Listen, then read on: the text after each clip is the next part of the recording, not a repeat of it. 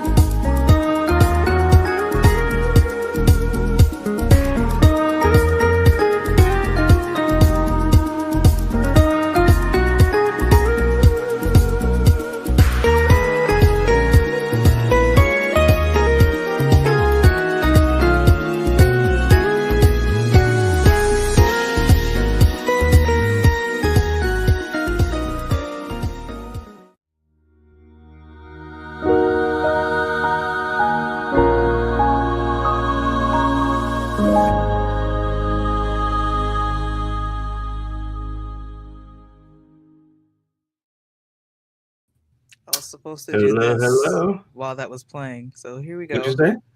I was supposed to do this while that was playing. Welcome to Club PK, That's fine. everyone. Let's do it now. No problem. This will get better at some point. Just We're not getting now, better. We're getting better a apparently. little at a time. We're taking small steps toward Very improvement. small. That's funny. Like I should have pressed this button. My bad. Yeah, oops. My bad. We're getting there. How you I doing, blame the Claire? temperature. I'm okay. I'm doing well. It's been a long day. Yeah. It's one of those days where I don't really like meetings. I don't know anyone who likes meetings, but I know people who like meetings. I've had it's like I'm counting I'm this not one as of a them, meeting. Right. I have had like 4 meetings today. Wow. And there's something about meetings, and they were all good, but there's something about meetings. They just take something out of me. Yeah. That nothing else could take out of me. So I'm a little tired, but I'm really excited about the fact that tomorrow's Friday. I'm excited about this new time that we have for our show. I'm hoping that this one works for a little while. And I'm really excited about our guest. We won't talk about our guest yet because I haven't asked who you are, but yeah, our guest is part of how I'm doing, like my positive vibe. So how are you doing? I'm doing well. I just had, usually Fridays are pretty busy for me. I actually have 3 standing meetings on Fridays. Mm-hmm. And all of them were canceled for tomorrow. Oh, congratulations. So okay. So I'm gonna take my son to school, and then I'm getting back into bed. I know that's right. On tomorrow, that's what's gonna happen. Congrats. On tomorrow morning. Congrats. So I'm excited about that. Got some development on the projects. You know, we're moving towards a pretty major project here, and there's always kind of development a little at a time on these kinds of things. And I'll talk about it a little bit more openly later when some more stuff is finalized. But feeling good about that too, and really like my students this semester. I really like my students. That's good. Like traditionally, like it's very normal for me to like my students. My whole career, I really like my students. My students are and have been just a lot of fun to kind of work with, you know. So this semester, one of my students is graduating, and her senior project is a play that she's writing and directing. Ooh. So that's gonna when is it? Really cool. When's the play happening? April. Okay, nice. April, yeah. So Can I'll say you more say about anything about that because it's not your material? So are you like, what's the rules? I'll say it's a 1-act play, so it's be about an hour as opposed to a 3-act play, which would be like 3 hours or longer. So it's a 1-act play. I'll say that. I'll say it's very much a student production. I'm overseeing it, but I'm not in charge. And I keep saying, like every class period, I say, "Hey, she's in charge. I'm not in charge." Right. But then between classes, she and I will powwow, and I'll be like, "Hey, make sure you're doing this and that and this and that." Right. Right. So nice. In terms of content, I can't say much at this point. Right. I will say it's going to be a lot of fun. It's going to be fun. Yeah, for sure. So excited about that. What about you, viewers? How are you doing? Hi, viewers. Hi, everyone. Let us know in the comments how's it going. Also, look at me doing what I'm supposed to do. Like, Look subscribe, at me. share. Look at that. Like, Hey, she pressed subscribe, the and button. share. Yes, I pressed the Like, button subscribe, and share. at an appropriate time. Get it right. So before we talk about our guest, I got to say one more thing. Now, when you see Paul and I kind of moving, because right now Paul's looking at a different screen. We have a couple screens. We have show notes on different screens. So if you see us look to the side, that's what we're looking at.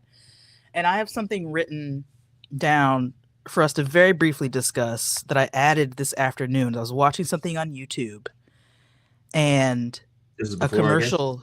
Huh? This is before, I guess. This has nothing to do with anything. Okay. A commercial popped up with what's his face and what's her face. It doesn't matter. And they're about to have breakfast. And he's fussing at her because she has a bowl. She's putting milk in the bowl before she puts the cereal. Mm. And I said, is this a thing that people do? Is this couple married? Well, it's a commercial, so I have no idea. And I probably should know because he's like, I think he's a football player, but I don't know. Okay. Because she might be a serial killer. I'm like, do people put milk in the bowl first? She might be. She might be. That's not. That didn't make any sense to me. So okay. I was like, I need to bring this up on the show because I need help understanding if this is a way that people are living their lives. Like, that makes no sense to me. I feel for that man's safety. I'll say it that way. That's not right. Something's wrong with her. I'm like, okay. And hopefully it's just a script for a commercial. Hopefully it doesn't go beyond that. But well, I'll say this: as a writer of fictional material, about 80 to 90% of what I write comes from something that happened to me, right? Or something, or something that I saw, or somebody that I know, or whatever. Like, almost all of it is born in real life. That's unfortunate. So I'll say the writer of that commercial probably knows someone who puts their milk in the bowl first. They could be the person. It could be them. Maybe it's them. Yeah, you gotta ask people questions before you enter in a relationship. Like, you just have to ask the right questions. You do. Your head has to be in the right space. The tricky part is, though, you don't really know what the right questions are. Spend time with them, because as you spend time with them, some questions will come up. Like, do you put milk in the bowl first? Like, that's a legitimate question to ask before you decide if this is someone you want to spend more time with. In my opinion. Let's have another question that I want to ask our guest. Let's talk about let's get him on. So our guest is Michael Nixon again. We had him before. We started a conversation. We felt like we weren't done, so we asked him to come back, and he agreed. And we were really, really excited about this. Michael is he's just such a sort of consistent and genuine person. Mm-hmm. You know what I mean? He's a pleasure to talk to, because whatever you talk about, whatever you bring up, you're going to get his honest reaction to it, right? He's not going to fake the funk with you. He's not going to try to make you feel better with his response. If you say something that's out of place, he'll be like, "Whoa, hey," you know what I'm saying? Like, so right. It's just really a pleasure to talk to. But he does it in a very loving, caring. He's like, this is going to be a weird thing to say, but he like covers his words with honey. Like, it just goes down real smooth, even if it's a harsh truth. He makes it feel almost good. I don't know. It's a skill. Are you saying Michael puts honey in his bowl before his milk and his cereal? He puts honey. Is that what I heard you say? I said you said honey first, and then milk, and then cereal.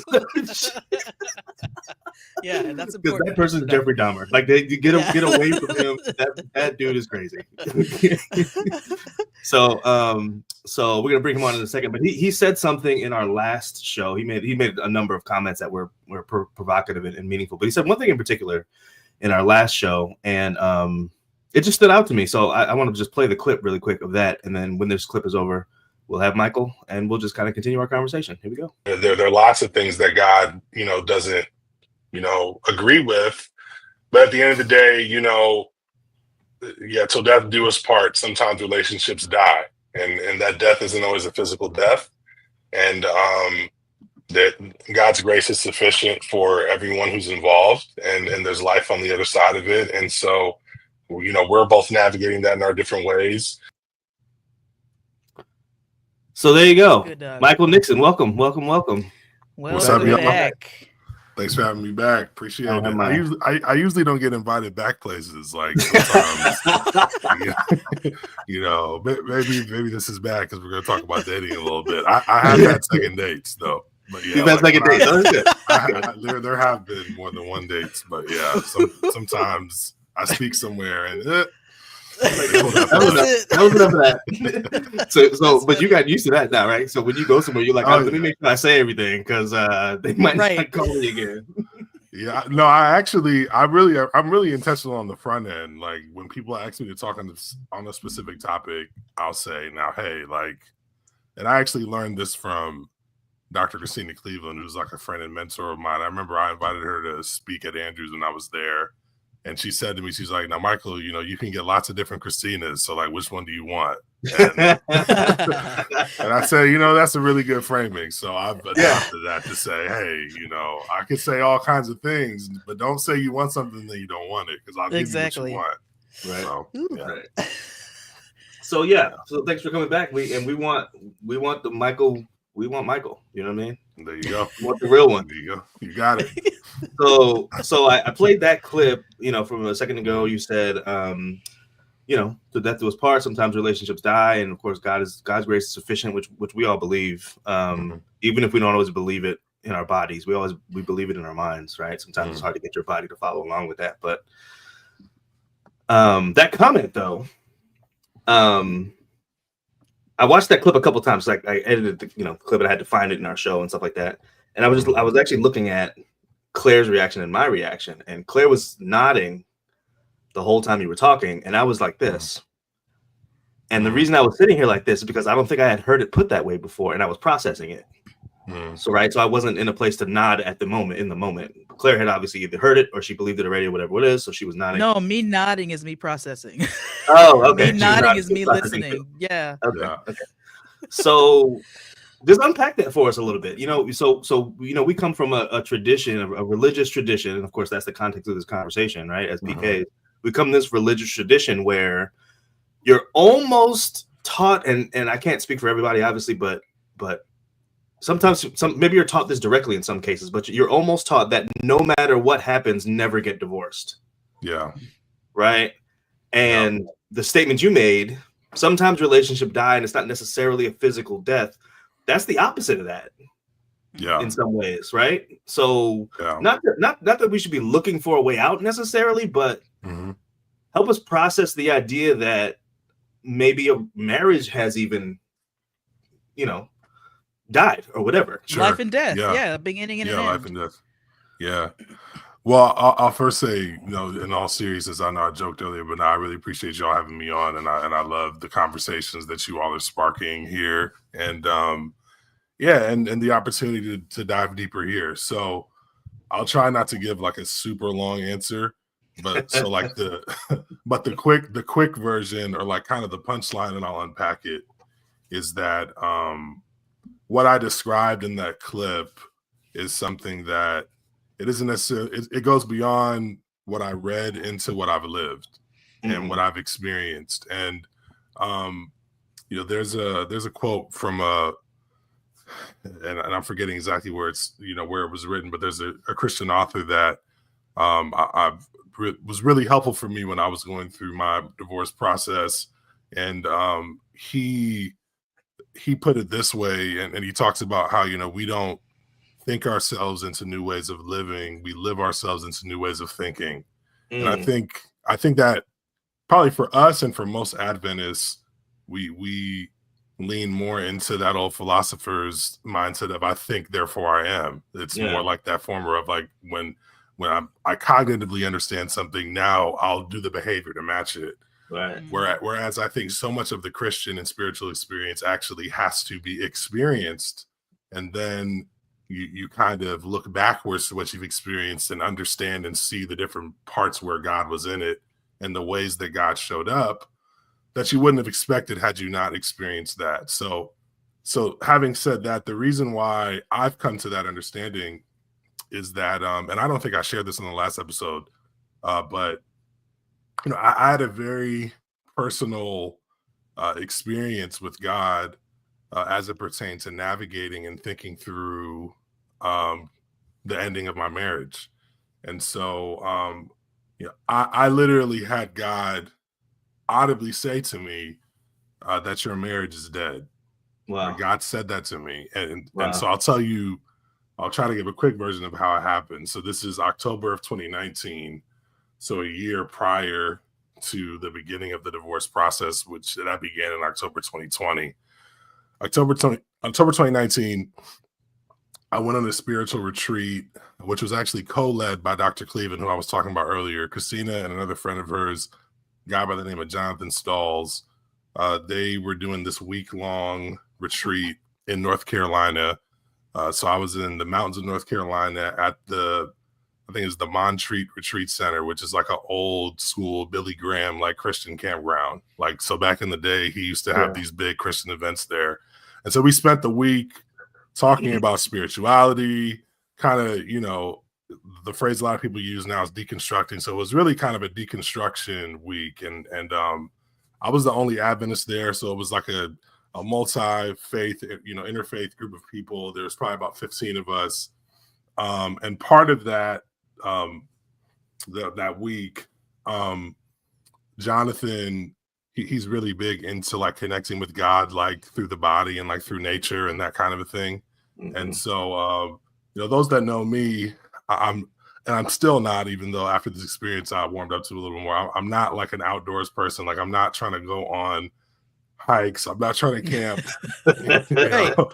There's bugs out there. Why would you do that? I mean, seriously. Yeah. I didn't last in Pathfinders. Like, Pops told me, like, yo, if you don't want to be in it, you're good. Like, and I was like, all right, well, I'm good. I'm not trying to do that. We had a similar experience. My parents did not force us at all. Exactly. So Jonathan, he was leading us on like these hikes and stuff. And so the beginning part of the week, I was like, but towards the end, I was starting to warm up to it a bit more. Like, I started like, just being honest, like not in like a, people get weird about this and like, oh, the wind was blowing, and it wasn't like, it wasn't anything like that. I didn't start like levitating or anything. Okay. I was just body experiences or nothing. Yeah, no, nothing like that. I didn't like come out and see myself. No, it wasn't that. And if that's your thing, hey, God bless you. But I'm not trying to hate, but that wasn't what it was necessarily. But I could just like, it's hard to explain, but other than what I'm going to share with you, but leading up to this point, I could just sense God's presence in a way that I hadn't really tapped into it prior. I think part of it was I was away from like not just the noise of the marriage, but like the noise of like, Andrews and like being the VP at the time and like all the different stuff with DEI at that time, which has gotten even crazier now. Yeah. But like, feelings of imposter syndrome and feeling like you have to have the answers to all these different questions and like the constant pressure. I like legitimately unplugged for the first time like ever from all of that. And I felt like God had a chance to really like connect with me in a way that I'd never given him access to me. And so the second and last day, real quick, we're going on this hike, and one of the people on the hike, her name was Meredith. She's a Methodist pastor. And the day before we went on this retreat, she had preached the eulogy at her grandmother's funeral. And her grandmother was like her best friend. And, they were really close. And so she was talking about that little by little throughout the week. And then when we went on this hike on the second and last day, we came up to the cemetery, this like beautiful cemetery. There was this like stream of water that was flowing next to it. And we sat in a circle. It was like half of us, like not everyone went on the hike. It was probably like 8 of us. And Meredith, she took this bag out of her purse, and it was a plastic bag of flower petals. And she said, I grabbed these flower petals from my grandmother's casket just before they dropped it into the ground. And like, this is kind of like the last remaining gift that I have from her. And she said to us basically that, we each have things in our lives that are dying or are dead, and we just need to acknowledge it. And although my grandmother has physically died, the space that she carried in my life as far as like spiritually, and like she was a mentor, they would talk like 5-6 times a day, like about everything. They were very close. But But she said, although those memories are going to continue with me, like I need to begin the process of acknowledging that this death has occurred and that I now have this void, you know, that only God can fill, but I have to acknowledge it before that can take place. And so she handed us each a flower petal. She said, we're going to go in the circle and either audibly or quietly share something in our life that's dying or is dead. And so 3 people or so went before me, and I have no idea what I'm going to say. My mind's kind of blank. And it comes to me, and I literally heard a voice so loud that I repeated it, and the voice said to me, your marriage. And I said, my marriage is dying. I don't know exactly why, but it's dying. I said, actually, I think it's dead. And got really emotional. Also was like, why did I just say this to these like mostly strangers? This is very un me like. But yeah, so then I left from that trip. Like there were some, you know, there was some second guessing at different points. It was like, oh, well, maybe that was just me. Like maybe my mom was playing tricks on me. Like that couldn't have been what God said. Nothing about what I've been taught about marriage or the Bible or God squared with that.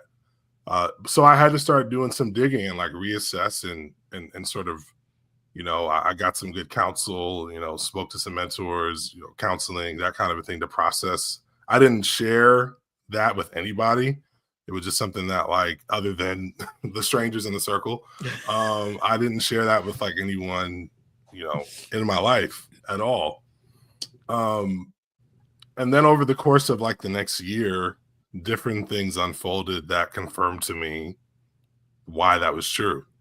Wow. And so I actually think that like as things were unfolding over the course of that year, and as you know, I was learning different things, each time that would happen, like the image that would flash back in my head would be being in North Carolina in the woods and God speaking to me. Because then when I discovered, as I thought more deeply about it, because at the beginning that feels like a harsh thing for God to say. Right. That's not what I wanted to hear. That's not what I think maybe anyone would want to hear who you know is married and wants their marriage to succeed. You don't want to, you know, you're praying that that God will say the opposite. Right. You know, and so for God to say no, this is done. It felt cruel in the moment, but as I started to experience the year that came after, it confirmed for me that God was with me.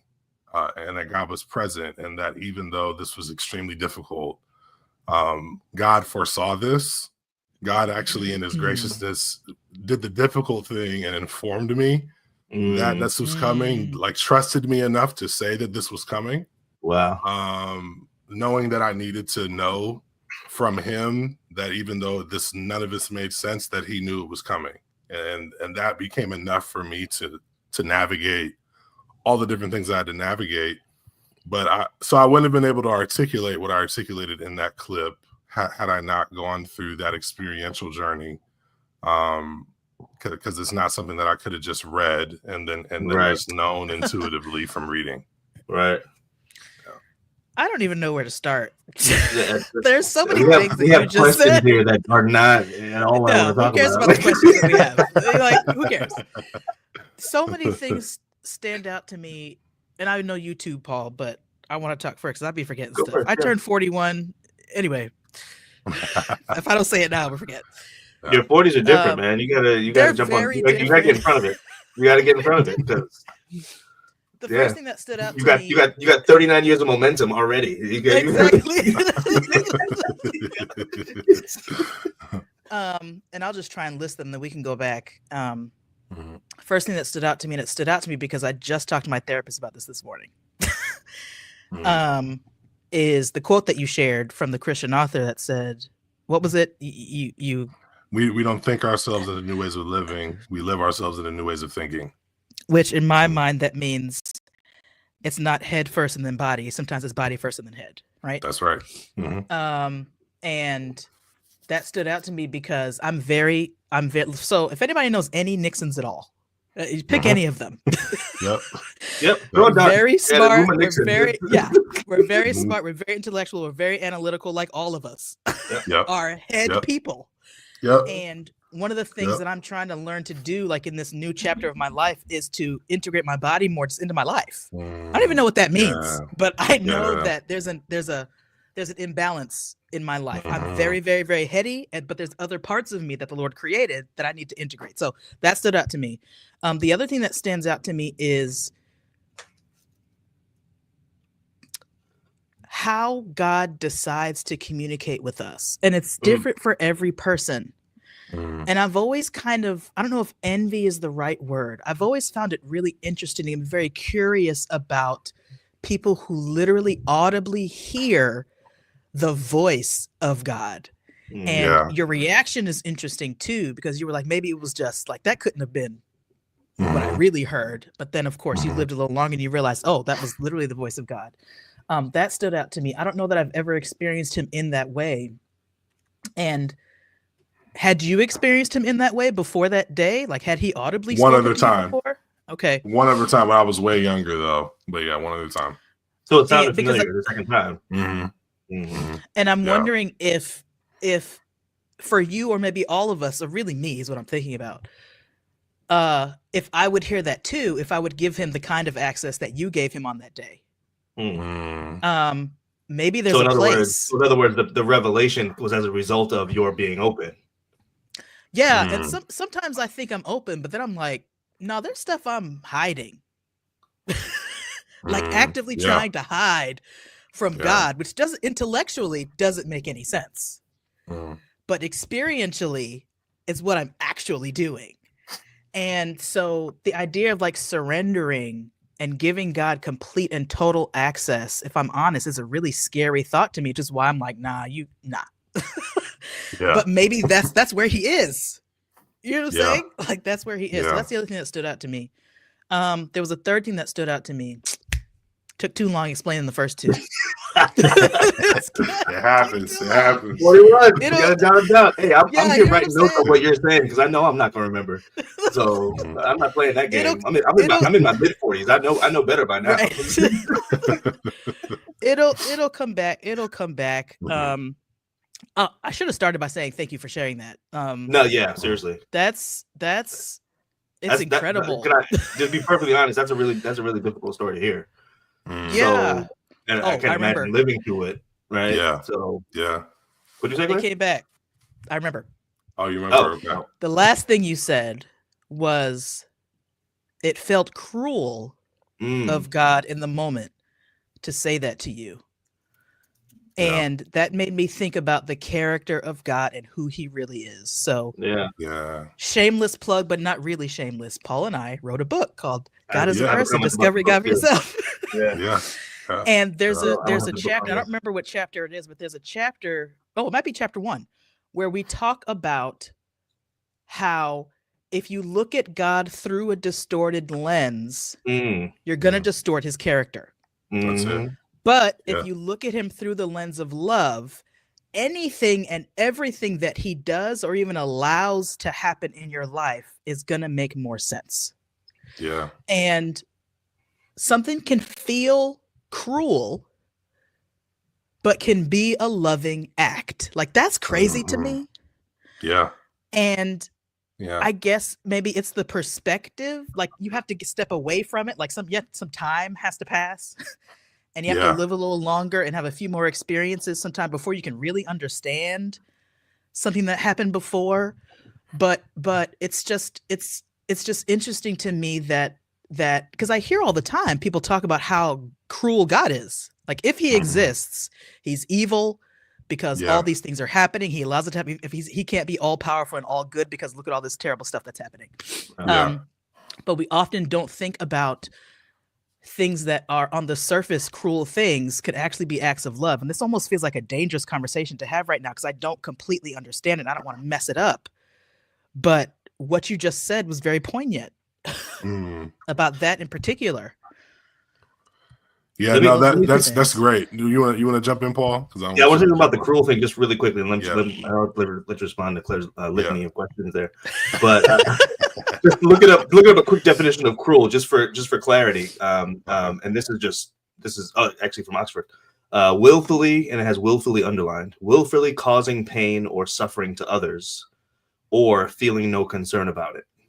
Now, I would say God. I was going to say I disagree with the use of the word cruel, but by that definition, that would be an accurate word, right? Yeah. Willfully causing pain or suffering to others. That part of it. Does God hurt us on purpose? Yes. Right. Yeah. Does God hurt us on purpose? Yes, He does. And it's an act of love. It's a loving act. So the second part of that definition, I think, is never true. The second part of the definition is feeling no concern about it. I think that's absolutely not true. Absolutely. Right? So that says God is not cruel at all. Right. But in the first sense, the fact that he knows he's gonna do something that hurts you and he knows it and does it anyway. Yeah, of course, that absolutely happens. But he feels the pain with you, and I think you spoke to that, Michael. The idea that you felt like he was with you the whole time. Yeah. So anyway, go ahead. You can go ahead and respond whatever Claire said. Yeah. Cool. Nah, both super great additions and insights, and I appreciate it. So what I would say, like, to that part on cruelty. So what it ended up getting me to go back to, there's that biblical text, and me, I'm not, well, none of us are like the pastors in the family, so I know all kinds of Bible verses. I'm not gonna be able to tell you where them verses found. Not one of them. not one. I'm sorry. I don't know what John 3:16 is. Exactly. Right. Exactly. But there's that text that talks about like God's ways are not our ways and His thoughts are not our thoughts. And this is, like, to me, this became a perfect example of that, because what made it feel cruel in the moment was, and I'm so glad you read that definition, Paul, because it kind of crystallizes it even more. Because to me, it felt cruel in the moment because it's like, God, you can't be concerned about me if you're saying something like that to me. If you're going to allow that to happen, or if that's where this is heading, and you're telling me that, like, all this praying and all this counseling, all this different stuff has not been for anything, like, it's not going to rectify this. Like, how could you allow it to happen? And then the other piece of that is that, like, from my context, like, from the different ways that I can think of, the future being okay, it didn't include a scenario of, like, this happening. Like, there's no way that, like, things will get better if this happens, because, like, I can't conceive of it. Like, there's no way. Like, that it has to work out. How's this going to impact Noah, our daughter? Like, I couldn't see that not having this, like, cataclysmic impact on her as well. And so it was just like, to me, and I've shared this with, close friends of mine, one of the prayers that I actually, one of the things I said to God in prayer was that, if remaining in the marriage, means that things will be better for Noah, that, like, whatever, like, the net negative or positive of her life, like, if it's a net positive in her life that we're together, even if, like, we just kind of go through the motions of the marriage, like, if you can guarantee me that, then, like, yeah, I'll stay in the marriage, like, not 10 times out of 10, like, I'll do it. Because you'll do anything for your kids. And I mean, I know you understand that, Paul, or, like, the people that you love or that you're close with, like, you'll do anything for people you love that much, Yeah. And God was like, nah, bro. Thank you for trying to be God. Because the other thing is that, because here's the other thing about the whole situation. Like, I had to, like, really put to death, like, my Messiah complex. Like, I had kind of developed, and it's part of my personality type too. That's, like, a deeper conversation. But, like, I'm naturally other centered. Like, I'm very prone to, like, be empathetic, and, like, those things are good things. But, like, the negative extreme of that is you completely lose yourself in the pursuit of just making everyone around you happy, because you assume that will make you happy. Like, okay, everybody's happy around me so that they won't, like, stress me out, and they'll kind of leave me alone, and, like, I can just pretend like I'm good.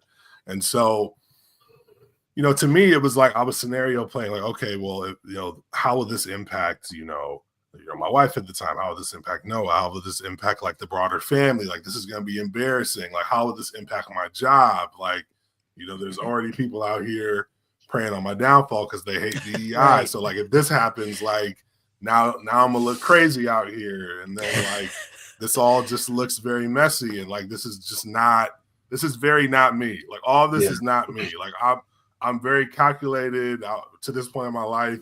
I do things a bit safer, other than like when I like pop off at the mouth from time to time. Like that's about the only risk I typically take. But every other piece of my life is very like risk averse, And God just had to say, like, hey man, like I appreciate you trying to be me in your situation. But I'm telling you, like in this moment, I'm telling you, hey, then the marriage is done. It's done. And hey, that it's going to be painful. It's going to be hurtful for everyone involved. And it was, but ultimately everybody's going to be okay because like, I'm everyone's God, not you. And so this is tough to hear right now. But out of his grace and love, he informed me that, hey, that this is not going to happen. And that also helped me to navigate different conversations I had with people going forward. I think I mentioned this last time, but my parents, my mom and my dad, from the beginning of me talking to them about it, they were 1,000% supportive. They never second guessed. Like they knew that I was like, this was happening just from how I said it. They know me, and they were both like, we support you. Like, we know that this has to happen. I know it'll be painful, but we support you. We support Noah. We support Tasi. Like, whatever you all need, let us know. There were other like, people of spiritual influence in my life that saw it differently, that basically said like, oh, like, you should pray a bit deeper. Like, God can fix this. Like I've seen, worse situations be fixed, and he can fix it. And he absolutely can. It's not, but he absolutely can. It wasn't a conversation about God's ability to do any particular thing, and that's because that's what I had to learn too. But it's God is God. I'm not. He's sovereign. He knows what's best for everyone involved. He knows the different areas of growth that we all need, and he understands why certain things need to happen, even when we don't. And so, I think that's really to your point, Claire, about taking that journey of like reconnecting with your body. I really resonate with that because that's the journey I had to go on. Like I was completely disconnected from my body, like completely. And this really sparked that process of me really being in tune with all the different parts of who God created me to be. Wow. Let's take a quick commercial break. Are we at commercial break time already? Yeah, I'll be I'm gonna do some quicker hits. Come on a third time, bro. I know. Quick commercial break. We'll be right back. Happy New Year, Paul. Can you believe it's already January? Yeah, it's amazing. Marty McFly went 30 years into a future that was 10 years ago. Wow. What about New Year's resolutions? Did you make any? Yeah, I resolved to finish up some lingering house projects. Well, we all have those, but it can be hard to buckle down and get them done, especially when you need special equipment. I think I found just the place for that. I Can Do All Things Hardware sells carpentry equipment that's gone through a special ceremony in the Holy Land to make it resemble the tools of Jesus himself. Wow! So I can buy a chisel that works like the chisel that Jesus used when he was training to be a carpenter 2,000 years ago? Right. But will it make me a better carpenter? No, why would it? It's still just a chisel. Oh, but you'll feel like you're chiseling with the master's hand. Just check out By the live performance of Jeremiah covering his face and digging through a wall. Make sure to mention Club PK to the money changer holding an ads, and you'll qualify for 15% off your entire purchase. That's right. Just check out By the live performance of Jeremiah covering his face and digging through a wall. Make sure to mention Club PK to the money changer holding an ads, and you'll qualify for 15% off your entire purchase. I Can Do All Things Hardware. Be a tool for the divine. I can do all forgot about the things tagline. hardware. Forgot about the tagline. Yeah. The Bible is wild. It's crazy. Yeah. The Bible's crazy. So, okay. So we're talking about we kind of just try to transition now into talking about God's sovereignty almost, right? Like it's you know, you said, did we lose Michael? He's back. Oh. Yeah. Here he goes. I don't know what happened. No. Yeah. So yeah, we kind of started talking about God's sovereignty, right? A little bit, and you said right before we went to break that God is God and I am not, right? And you know, this is so Stephen Curtis Chapman has a song, God is God, which is exactly what he says in the chorus. Mm-hmm. God is God and I'm not, right? I can only see a part of what he's doing or whatever. We actually have a chapter in our book where we talk about that. It's called It's God's Prerogative. And really in the chapter, we just talk about exactly God's sovereignty. God is a sovereign person. God has the right to make a choice you don't agree with. Mm-hmm. God has the right to do something and not explain himself to you. And he has a right to do something that feels cruel. He has a right to do something that's hurtful, all that kind of stuff, right? So, and here's another thing that just came to my mind while you were talking, because I'm still processing this idea that, I mean, really, it's very provocative statement. Sometimes relationships die. I mean, that's not how we're brought up at all. No, that's not how we're trained. But understanding God's character, and the more you study the Bible, all this kind of stuff. One thing my dad said in a sermon, and I wrote it down here, because another thing that's kind of stands out in my mind when I think about this kind of thing. He said, God will abandon institutions of His own making when we defile them with our sin. Yeah. He will abandon his own military, his own church, his own city, his own country, his own whatever it is. So the idea that God told you to marry a person doesn't necessarily mean he won't tell you to unmarry them later. Yeah. If God speaks to you and says your relationship is dead, listen to that. Like, don't you know what I'm saying? Like, God's sovereign. So I love the fact that you opened yourself up to that. And of course, that's not what you were looking to hear, but I love the fact that you opened yourself up to, to be listening. It's also really interesting that okay, let me ask a question instead of making a statement. Did that feel, was that at that time, was it descriptive or was it prescriptive? Was it a marriage that was already dying, or was it he's like, hey, your marriage is dead, and then he said that it's dead. Like, so he said it was dead, but it was just that clear. It was a clear statement. And to be honest, I did not immediately accept that. I just have to be honest. Like I was resistant to that because, again, like I said, there was that second guessing. There was that, that was just that was just me, inserting something, blah blah blah. Like I just thought of all kinds of ways to try to explain it away. You were rationalizing because you're a good Nixon. Yeah. Exactly. Literally, the further I got away from like this experience of like really kind of being disconnected from everything, you're back into the throes of life, family life, work life, everything, and it's just like, oh no, like there's gonna be a way for us to figure this out. Like this is, come on, like there's no way. Like I felt he said that, I felt that in the moment, but no, literally. Like I said, different checkpoints, things would happen, conversations would happen.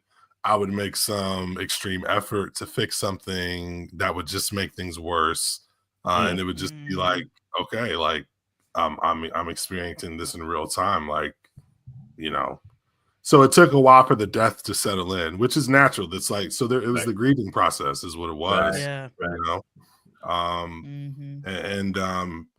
Not fully acknowledging what was real about the situation because God had revealed it to me. It took like that year before really saying, okay, like it's time to initiate, this process. So many things. Are you the most eligible bachelor in America? Oh man. I was wondering when we were gonna get to that. See, my tactic is my tactic was like, all right, they gave me a window. I'm gonna talk a lot on this first question. Nah, it's funny. Yeah, it's I have one of my good friend, my best friend Joel. He said that to me before. He narrowed it. He was like, bro, you got to be the most like eligible bachelor in that's connected to Adventism, and I was just like, bro, that's probably not true. I can see that. America's probably a lot, right? That's probably too big of a window. Yeah, America's a lot, man. There's some fools out here that have made some good investments and got some things going on. I'm just out here trying to take it one day at a time and keep these lights on. What about the most eligible bachelor in Michigan? I mean, that's a smaller pool. I'll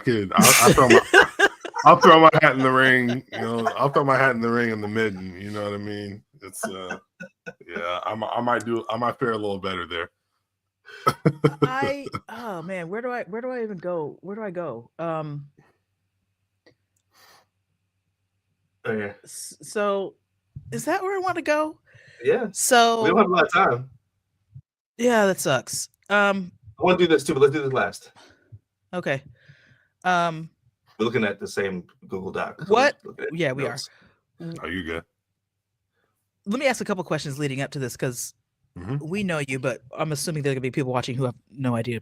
So, how long have you been divorced?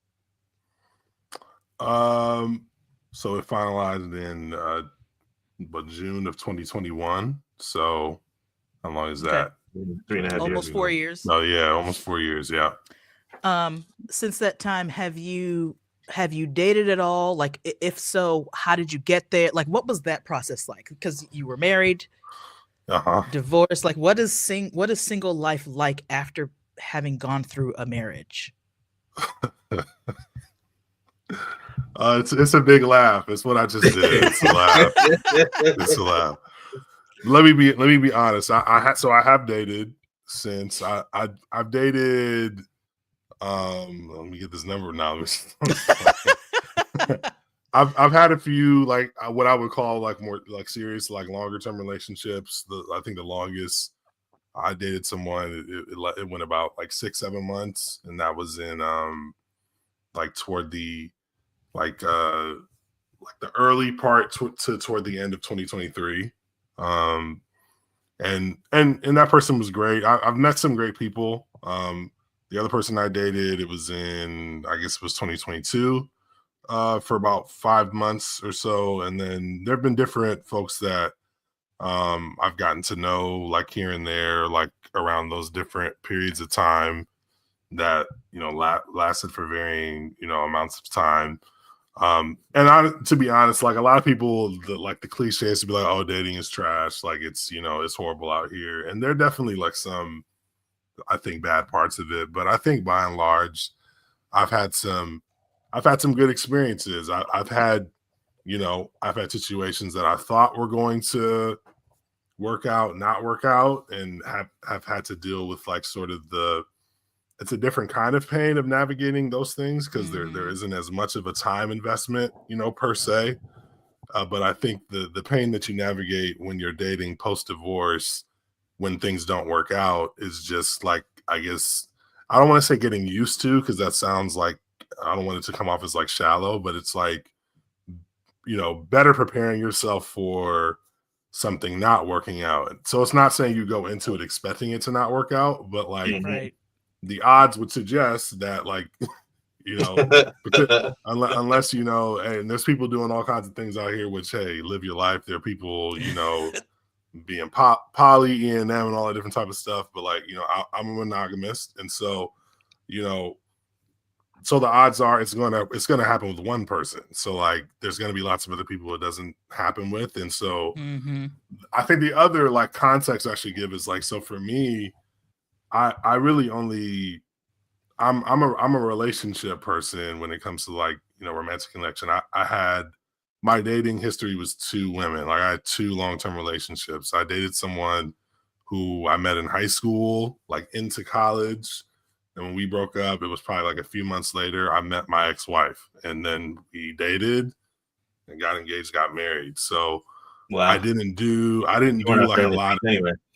Yeah, I didn't do a lot of dating. I just didn't, and so like, I'd never seen a dating app until this season of life. And Those are funny. Yeah. Those are very funny. Well, funny story. The first dating app profile that was created for me, actually a good friend of mine. Shout out to my friend Sammy.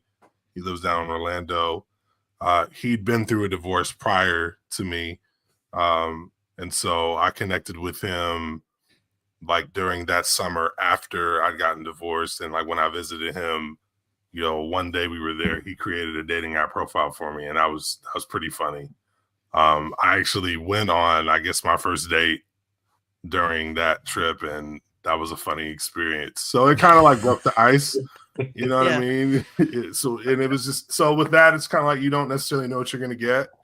But I've had people like introduce me to people, try to set me up. That happens like a good amount of time. Like someone will reach out, you'll get a random DM. I've gotten random DMs from someone who has a friend that they think I may like, then they'll send their like Instagram profile and there's no profile picture. So like, I'm just not going to respond to that. I'm sorry. I'm sorry if that makes me shallow, but like that happens. It's just like, that makes you wise. That makes you wise. Yeah, no, for sure. It definitely does. I feel no two ways about that.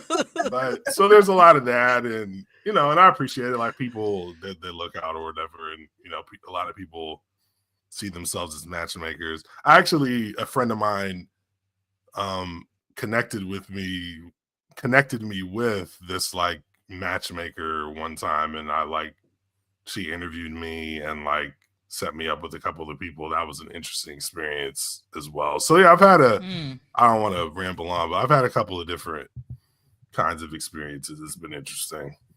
Has your outlook on dating, has your marriage changed your outlook on dating and like how to do it, or is that what I want to say? How to do it? Yeah. I guess that's what I want to say. Yeah, that makes sense to me. Yeah, for sure. So it definitely has, because I definitely don't want to get divorced again.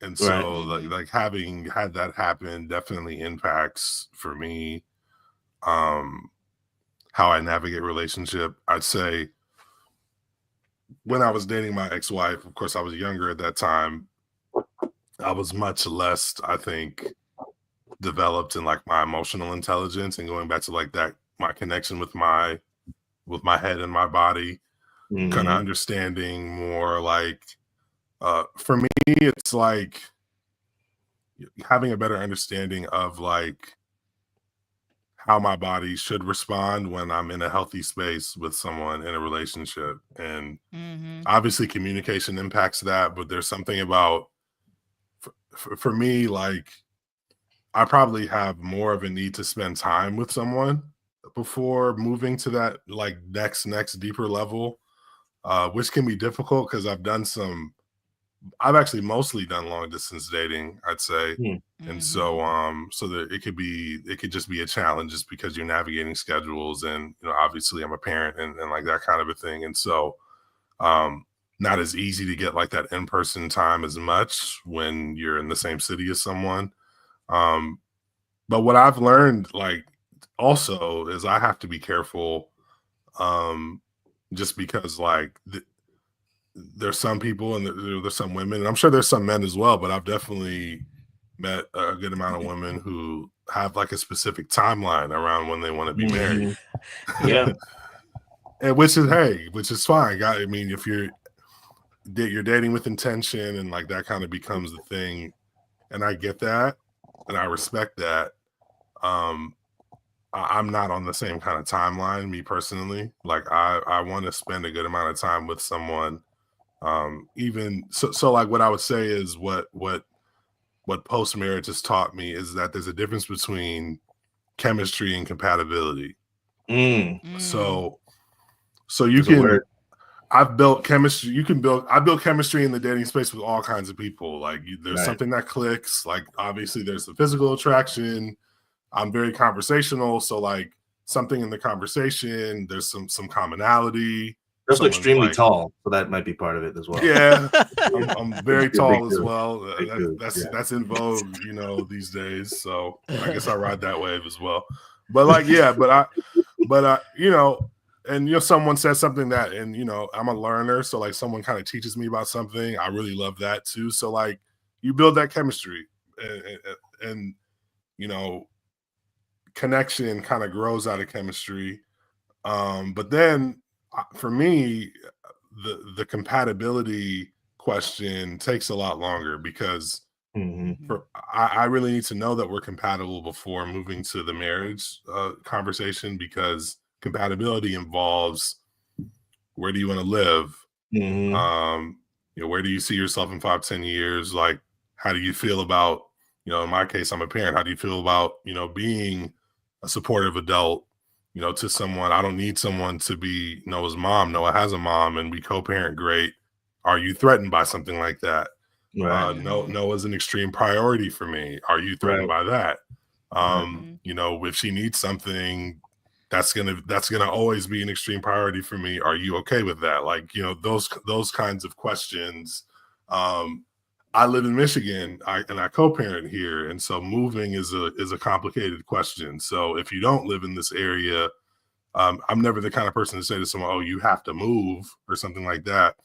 But if you're thinking about getting married, at a certain point, you want to be in the same place. So what does that look like? So for me, I know that the road toward marriage is paved by all those kind of compatibility questions. And so, to the person who, after maybe 2-3 months of connecting and getting to know each other, wants to start having like a marriage conversation, it typically feels too soon for me. I don't want to cap a specific time, but I'm just saying, like, generally speaking, it's like that may be too soon, just given like what I have going on, or maybe what that other person has going on, because what they may expect or want may not be aligned with me, so it's not just like, on my end, I'll be as accommodating as I can for that kind of a situation, but there's some times where it's just not feasible or workable.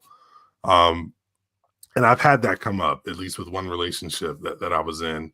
But thankfully, I think in most cases, I've left those situations still being like cordial with those people. Like it hasn't been like volatile or toxic. I think part of what helps me with that is also the fact that, I'm very cordial with my ex-wife, because we co-parent. And so that doesn't feel like abnormal to me, because that's like kind of a part of how my life operates, So yeah, that main thing is like that chemistry versus compatibility thing, and making sure that you can't just get caught up in that initial connection, compatibility, that feeling, that level of interest, if you are thinking more long term. Yeah. We're running out of time. I want to ask you one more question here. So, and really appreciate your candor and openness talking about this topic that is difficult and challenging. And to be perfectly honest with you, I feel like we don't talk about it enough, because it's reality.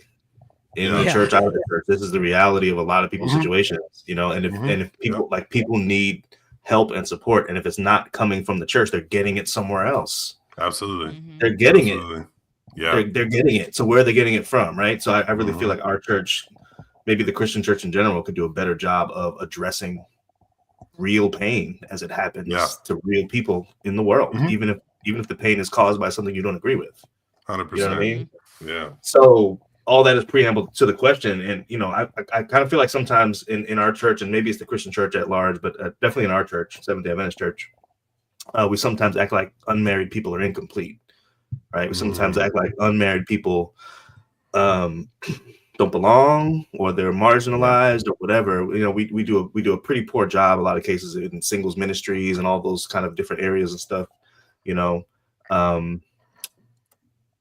I guess the question, it's kind of a two-part question. Do you feel like we overemphasize being married in our church? And I guess the larger question is just kind of talk about being a whole person without marriage. Yeah. So the first part of the question, yes, I think we definitely do. In church culture, marriage is positioned as this like pinnacle, this pinnacle and this portal that like you enter through, and you like reach this new dimension of significance with God. and with the broader community in church, with the moment that you make that step.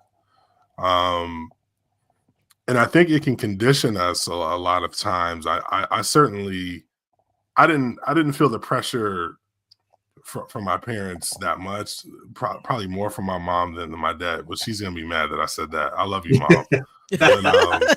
But she can admit she, as a matter of fact, she texted me just before this and said something like, you know, say nice things about women. You don't want to get canceled. we need you to get a date. Is what she said. So, but also parents want grandparents too. So, you know, yeah, exactly, grandchildren. Yeah. No, for sure. But you know, I think, to be in all seriousness, I didn't feel an extreme amount of pressure from them to get married on any particular timeline, like mom or dad. Like that never was a thing necessarily. So I was fortunate from that perspective. But there is this kind of church culture built around it. So, you know, I understood it even more when I came back to work at Andrews, and, you know, would work with our students. And sometimes they talk to me about, you know, their little relationship issues and things of that nature. And just like the stress on their face and the pressure they were feeling. And I would just say to a lot of them, like, yo, like, you're what, 18, 19, 20, 21, like, you don't have to like decide this before you graduate. Like this, your life, it's not like you graduate and then the end comes. Like you have so much more life to live. There's so many other, and it's not even that you necessarily have to break up with the person. Like, hey, you don't have to leave here married. Like you guys get, you know, graduate, get into your career. Hey, if your parents are supportive of it, move back home and get, you know, start off, you know, your career with some free rent. Like, I mean, just like think through like some of the ways you can navigate this, as opposed to thinking like, oh, it has to happen the moment, you know, I step off campus, you know, per se. So I definitely think that the church does a disservice to really, I think, teaching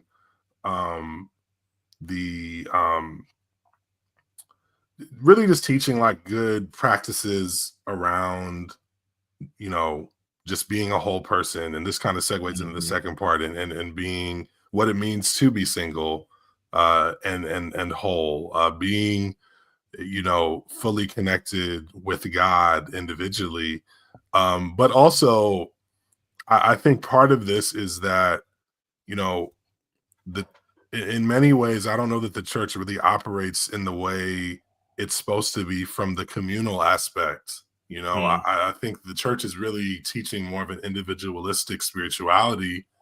And then, like, you know, having a partner and a family is like grafted into that, you know, because of the different thoughts around gender roles for men and women.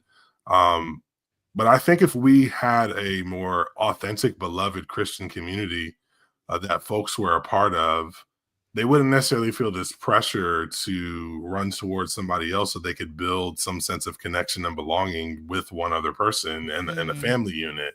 They'd feel much more of a sense of belonging and connectedness in that broader Christian beloved community that I think we see described with the early church in Acts. And so there just isn't as much built around that. It's really, a lot of it's built around, you know, couples ministry and, you know, men's day, women's day, which is like all about being better in a relationship or getting a man or woman. Like that's what all those things are kind of built around most usually. And also I'll just say, you know, for, and this is sort of my DEI lens, like, you know, for folks who, you know, have a same-sex attraction, and let's say they've committed, you know, because the church's position allegedly is that if someone has a same-sex attraction and they commit to celibacy, that, you know, they should be welcome and supported and cared for within the church setting. We certainly don't do that, because someone who's committed to celibacy has different, you know, communal and relational needs than someone who's single and is looking to be in a relationship. And so there are a lot of assumptions that, you know, folks in the church make when someone's single, that they want to be set up with somebody else, when you don't even know if that's what they want, or you know nothing about this person other than what you're projecting onto them. when the way that God's created them is just fine, and they just may need different levels of support or care or love, you know? And so, yeah, I think that there's, you know, the last thing I'll say, and if y'all want to ask me another question, it's fine. You know, I have a little bit more time because I know I'm rambling a little bit on this one. But the last quick thing I'll say is I remembered when I was at the general conference session in when was that? It must have been 2021 because it was the delayed 2020 session. I was still at Andrews at the time. Maybe it was 2022 because I can't. I think that was my last year. But they had this like church policy thing that I remember. I think I saw you speak on it was this something. on Yeah, it TV. was something it was something in relation to like divorce and like you know, how, you know, folks needed to go to some, like the church needed to provide some kind of like mandatory counseling before someone got divorced or something like that. And I remember making the point of like, well, first of all, that's super invasive, and like most churches aren't equipped to do something like that. But a better focus point could be walking alongside someone who has had to make the painful decision to get divorced, and what does support for that person look like other than, you know, a pastor sitting with them and, you know, trying to convince them that like, oh, you know, God hates divorce and, you know, you just got to pray harder and all this other nonsense that like, that I definitely heard from some people, that I know other people hear, and that I know that like people who, and I have to say this as well, I'm also sensitive to the fact that, you know, just as a man, being able to navigate, you know, leaving a marriage,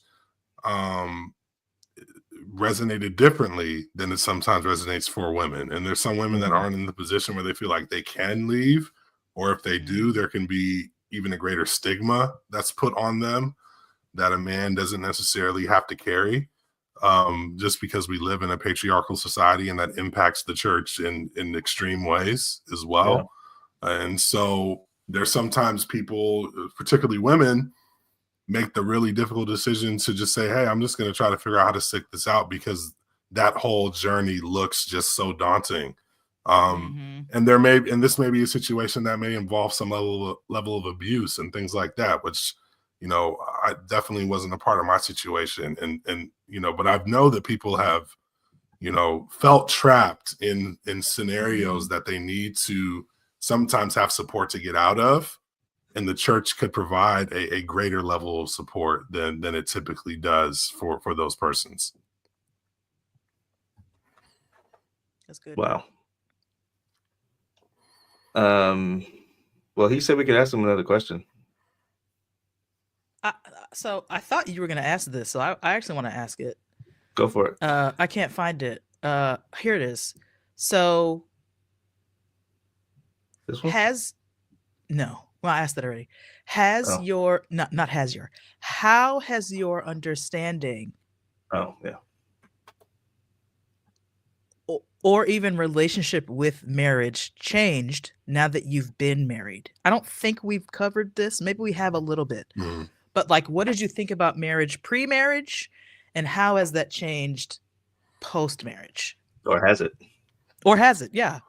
It has. Oh, that's a great question. So I guess pre-marriage, I think I'll just be honest, like the predominant prevailing thought for me is that, like, you know, pre-marriage, my thought about marriage was like, you know, that's the thing that you kind of have to do if you obviously, like, if you want to have kids and you want to have guilt-free sex and you want to have a family, like in our Christian context, this is what we do, you know? So I think I always kind of just assumed that I would end up married, that, you know, you meet the right person, and, you know, so I think that the word assumption is what I would use. Like pre-marriage, a lot of it was just based off of assumption. Like, you date someone, you date for a while, you're getting closer to like, oh, in our case, like you're getting closer to, both persons being done with the school you're in. So you get engaged. After you get engaged, you get married. After you get married, you start thinking about when you're going to have a kid. You have that kid, then people are already asking when you're going to have the next one. So like, it's always, everything about it is just, it's about the next thing. That's kind of how I viewed marriage. This like constant journey, per se. The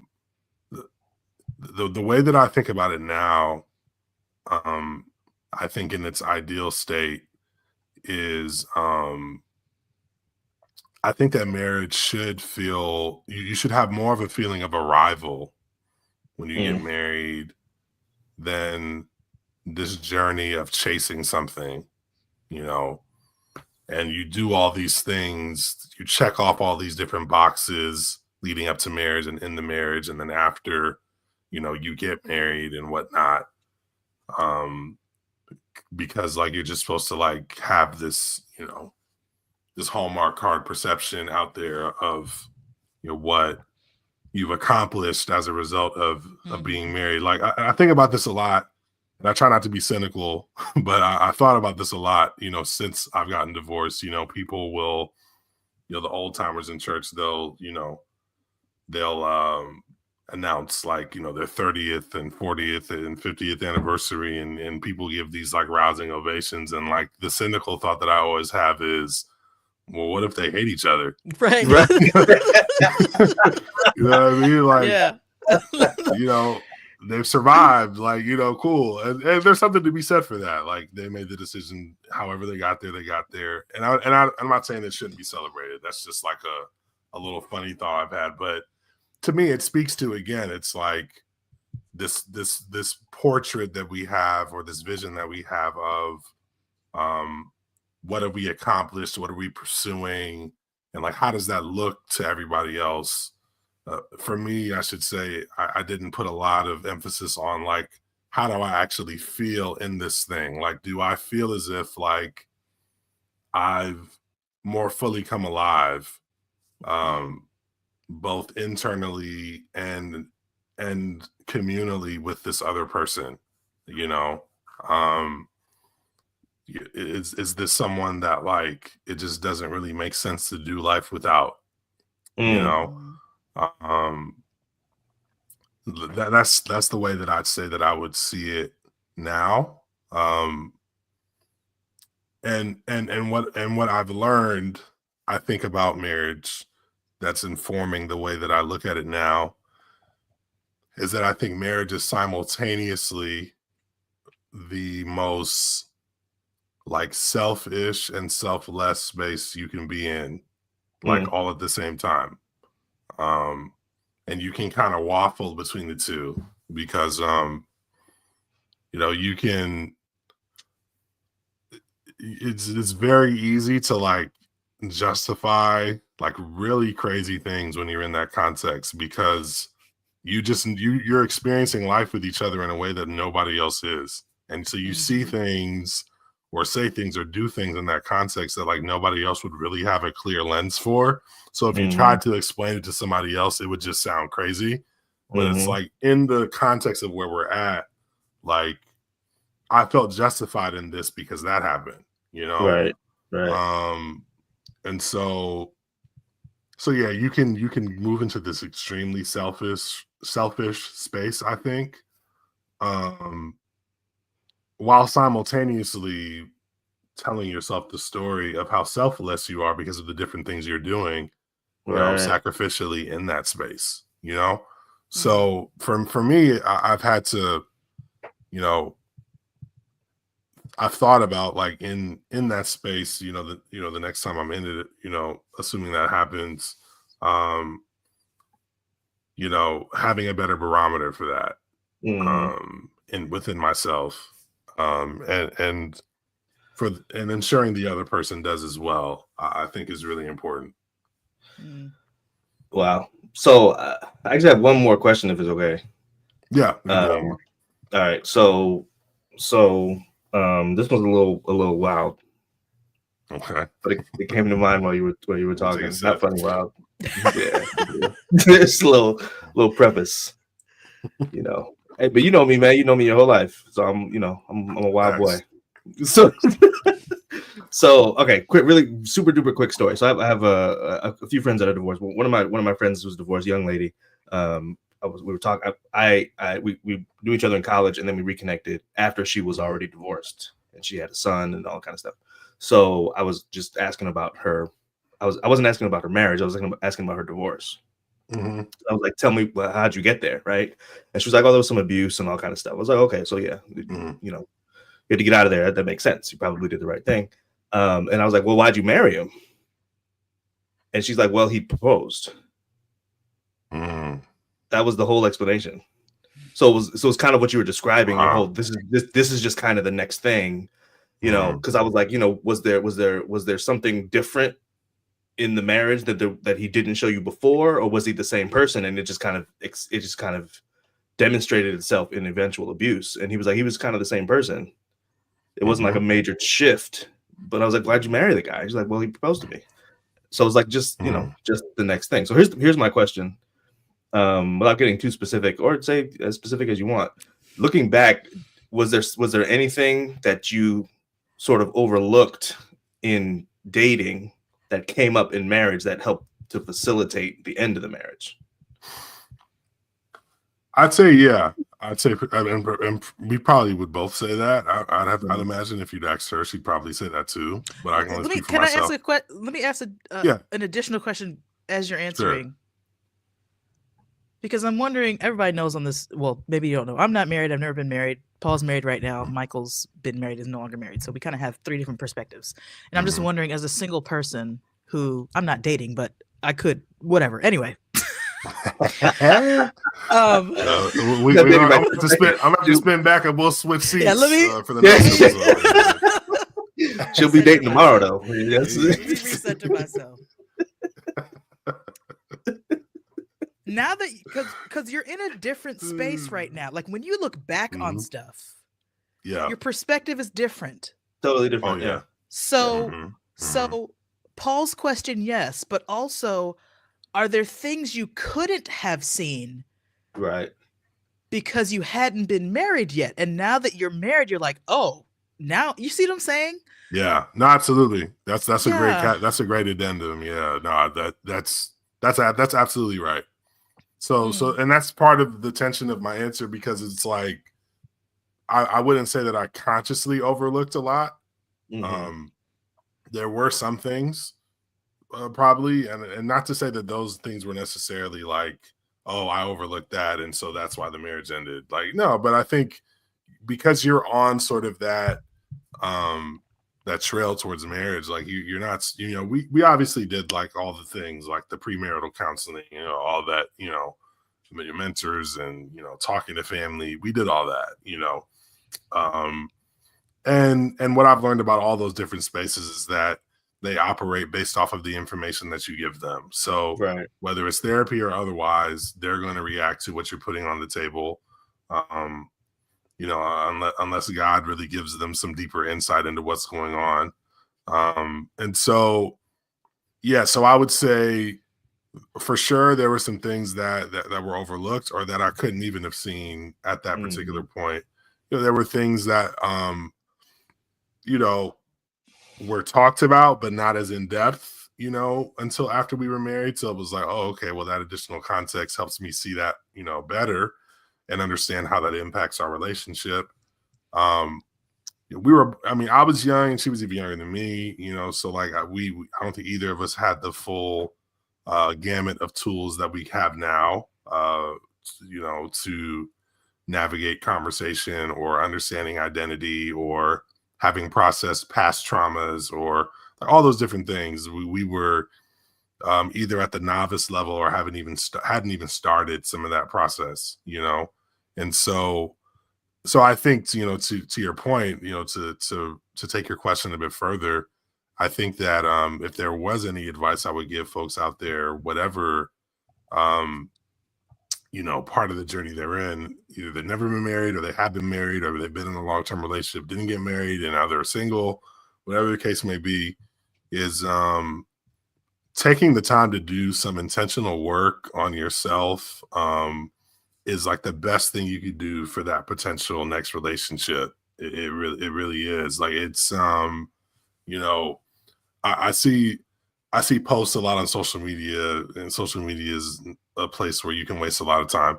But you know, oftentimes I'll see people with posts, they'll talk about like, you know, pray for your future partner. And I think that that's good. Some of it is like, it could be a little like Christian cheesy is what I call it. It's just like, okay, y'all, like, all right, yeah, pray for you. Okay, cool, I get it. But it's a good practice. Like, I don't want to poop on it totally. That's cool. But I think in a like, you know, it's almost like those people, you know, there's this hoodie I've seen that says Jesus and therapy. So it's kind of like an extension of that. It's like, yeah, pray for your next partner, but like also like prayerfully examine yourself and allow the Lord to deal with you in some areas, and get some help where you need it. You know, go get counseling. You know, just it's not about chasing perfection, but it's about get a clear picture of who you are, so that you know you can be honest with somebody else about who you are, and that's part of that compatibility picture I was talking about as well.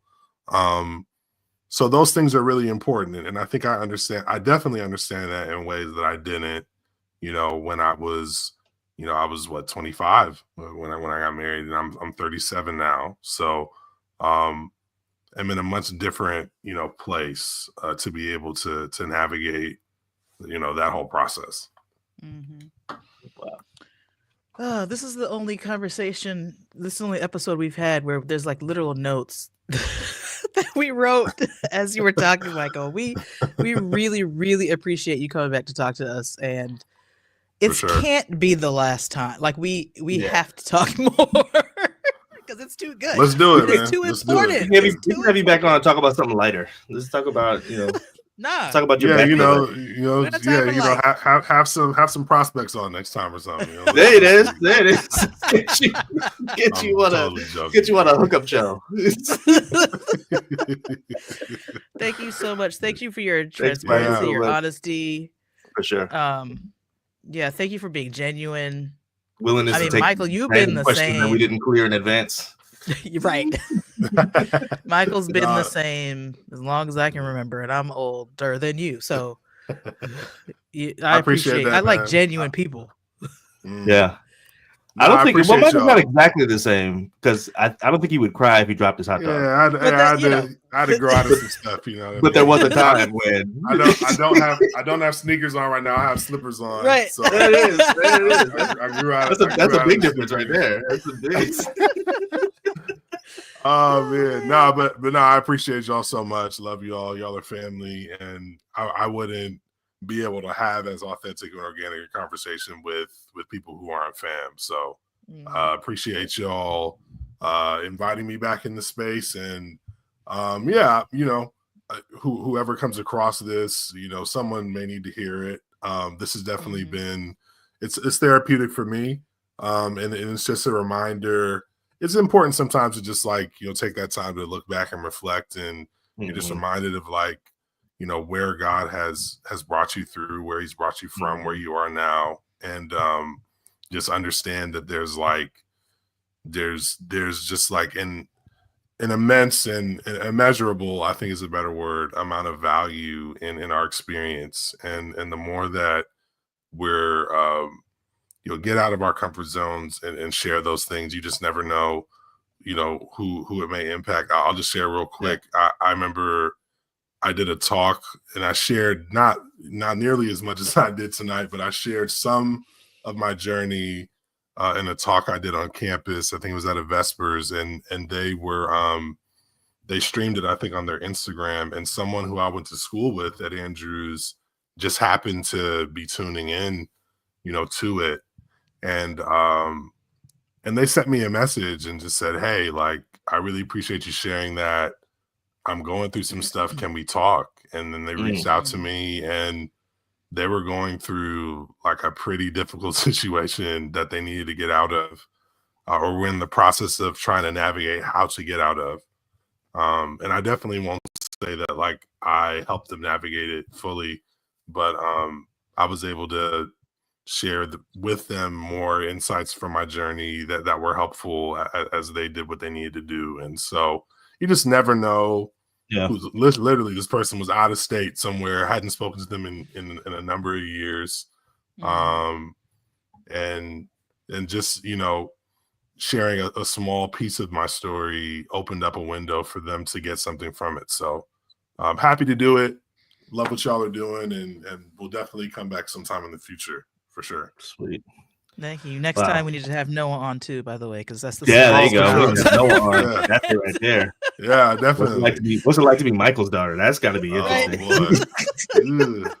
We're gonna have to vet those questions in advance. All right, we're gonna have one more quick commercial break, and then we'll do a quick wrap up, and we're gonna be out of here. Cool. Starting a relationship with God or renewing an old one can be exciting and sometimes a little scary. Making a decision to build a relationship with God is one thing, but finding the motivation to get started in practical ways can sometimes feel confusing or even a little paralyzing.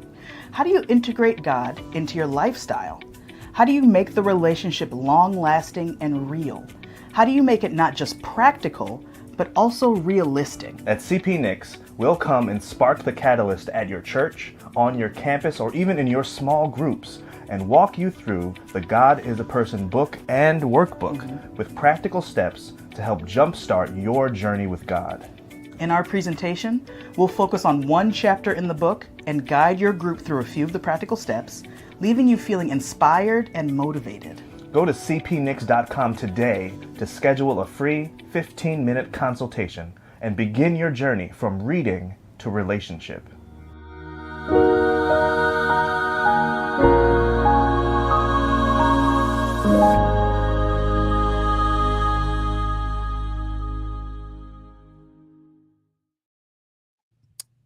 That was amazing. Buttons. Yeah, that was incredible. I had more questions. Me too. But we've been on for an hour and a half now, but I'm just like, that was good. That was just good. We don't, but again, we don't talk about it, and it's real. Well, for we don't so talk about many it in people. this way. It's just a raw conversation about lived experiences. Yeah. And I don't know. It was great. It was good. So let me say this, and we're gonna log off here in a minute. But let me say this. So one thing I cover in my classes is just this idea of how do you know things, right? Just different ways to know things. And of course, my class is not philosophy. I teach English, so I deliberately sort of dumb it down, right? So we talk about 4 different ways of knowing things. We talk about experience as a way of knowing. We talk about logic as a way of knowing. We talk about somebody else's authority as a way of knowing, and then we talk about I don't really know how I know as a 4th way of knowing. In that 4th category of I don't know how I know, we have this idea of intuition. We have the idea of there's one more thing I can't think of, but the one I'm coming to is revelation as another way of knowing that's beyond all these other ways of knowing, right? So that's one of the things Michael talked about, this idea that God spoke to him. There was no way he could have got that information from any other source. It's not possible. Right. It's not possible. You're not reading that in no book. It doesn't make logical sense. Right. It doesn't fit into your belief system. None of that. So there is a, and he was talking about the self-examination thing, and he said, prayerfully examine yourself. And I think that prayer part is really important, right? Pray for your future partner, absolutely, but pray for yourself too, that you're able to sort of confront your own shortcomings and demons or whatever it is. Pray for yourself to be open for the Holy Spirit to come and speak to you and tell you the thing that you can't possibly get from any other source, because there's stuff out there that you can't know any other way. And if you're not listening, right. So that's the other thing. God's not going to yell at you. No, not at all. Right? You have to quiet everything else in order to even hear him. And that's hard to do. In a lot of things that Michael said too made me think just about Western culture. Right. It's loud over here. It is. And it's loud. Everything is about get the next thing, go to the next step, go high, ambition, all this stuff just has us reaching constantly for the next thing. And where's the space for silence? Where's the space for contemplation? Where's the space for like healthy processing? Like, it's not in the culture. Like you have to make that happen, and it's hard to do. It's really hard to do. So yeah, I just really appreciate his perspective and him sharing it with us. Great stuff. Well, that was fun. Yeah. Let's So, let's get out of here. I want to say to the viewers again, join us next time at our new time. What time do we start? 5:30 Central, 6:30 Eastern. Okay. 6:30 Eastern. It'll be a Thursday. It'll be on a Thursday. The next time we go live, it'll be on Thursday. I don't know the date. Check it. It doesn't matter. We're just not giving them a date because we don't know what's going to happen. It'll be a Thursday at this time. It'll be a Thursday. Follow us on YouTube. You'll get notifications when we go live. Follow us on Facebook, CP Nix. I think it's just says CP Nix on Facebook. Go to our website, cpnix.com. cpnix.com. Book us for a presentation. Buy the book. There's workbooks. There's all kind of resources. To try to do another thing we were talking about is, connecting your brain and your body, right? So, you can be we Nixons, we tend to be brain first, but there are a lot of people who are body first, right? And the brain isn't really involved. They're both absolutely critical. So one of the things we do in the book is we give you practical steps to help you connect the two things, right? To help you do things that are going to help get your mind in the right place, help get your spirit in the right place, and then think through things that are going to help get your body in the right place. It kind of goes both ways. Mm-hmm. So that balance is essential. And the balance is hard to achieve, but it's really essential, hard. I believe. Yeah. For sure. So thanks so much for joining us. Thanks for sticking with us. All the things. Have a great night. Do I have anything else to say? I think that's it. I think we're done. Yeah, I'm gonna go eat. All right. Yeah. All right. Peace. Bye, everybody.